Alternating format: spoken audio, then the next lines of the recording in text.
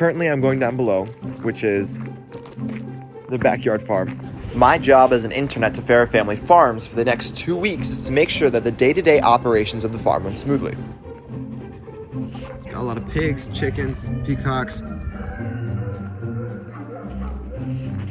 Those are the 2 guard dogs, Chet and Myrtle.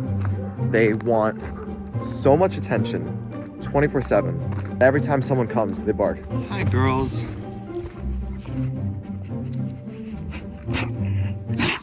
Bless you. Hello, my name's Eric Taffera. I'm one of the Taffera brothers that we have a farm. And it's Taffera Family Farms because it includes my wife and 2 kids, and it includes sisters and the other extended family. So that's Taffera Family Farms.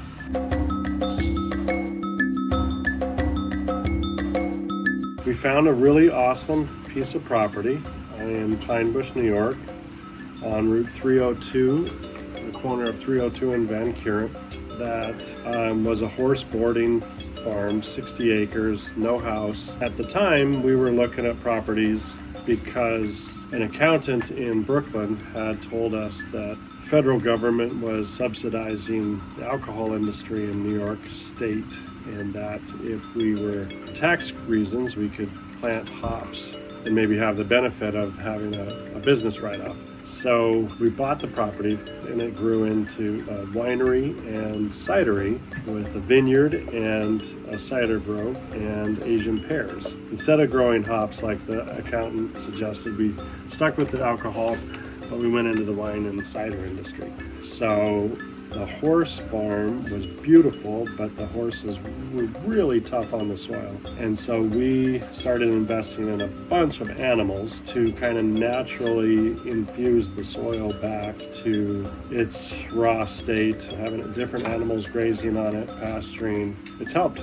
So we have a bunch of animals as a result, and we're trying to stick with natural ways to sustain the farm and keep it all natural. But if the animals are sustaining the farm, then what do I have to do?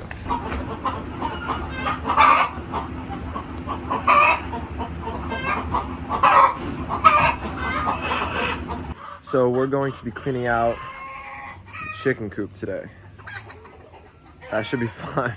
Apparently it's really, really nasty.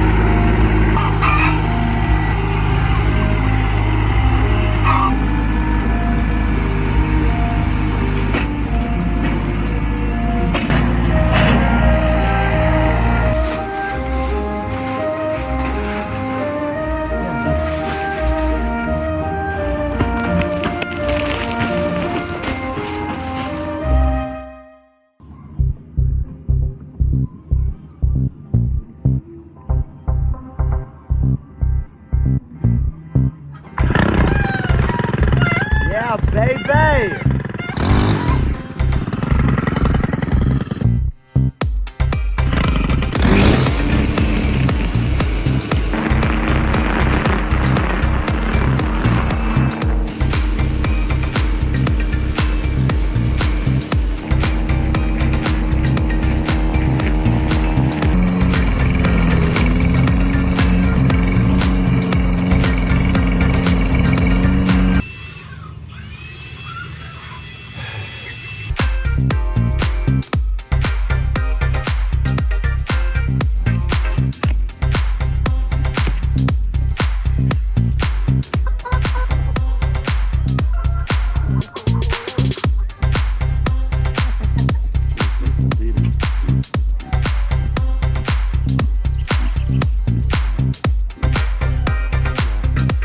Japanese beetles.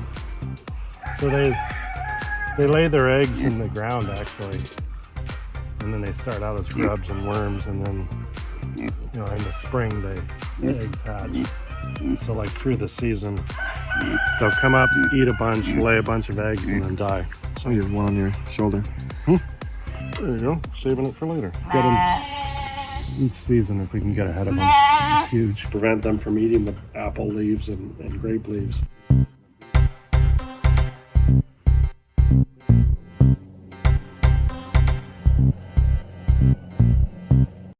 Can you talk about your eggs and the deliveries that you make? So our eggs, we have a lot of chickens. That's evolved, which is fun. So we have different breeds of chickens and different colors of eggs. And what it's grown into is that, with our main business is residential construction in Brooklyn Heights, mostly in Lower Manhattan, but mostly Brooklyn Heights, Carroll Gardens, Park Slope.